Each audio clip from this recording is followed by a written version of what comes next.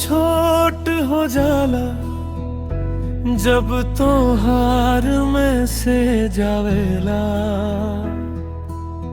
खाली मोबाइल के उजला में दिल सुकून पावेला। शहरिया के भीड़ में हम तन्हा चलत रही,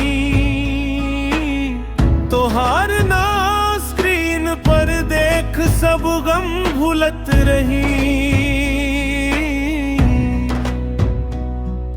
न बंगला चाही न सोना के हार, सच्चा लगेला बस तोहार रोज के हाल चाल। कभी नेटवर्क कमजोर हो जाला ता दिल घबरा जाला। तोहरे बिना ई दुनिया अधूरा नजर आ जाला।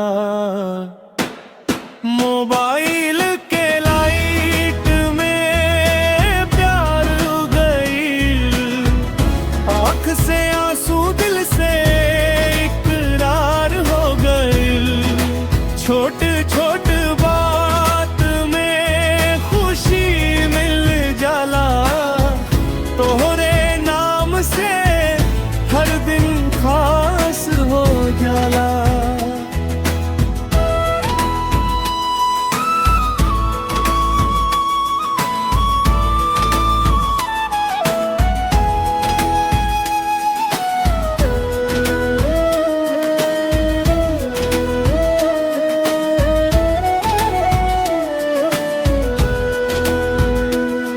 ना महंगा गिफ्ट ना बड़ी का, साधारण जिंदगी में तोहरे संग सपन के संसार।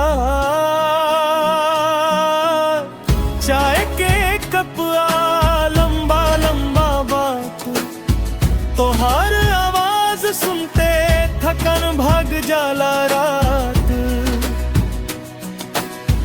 लोग कहेला ई प्यार नहीं सिर्फ टाइम पास बा,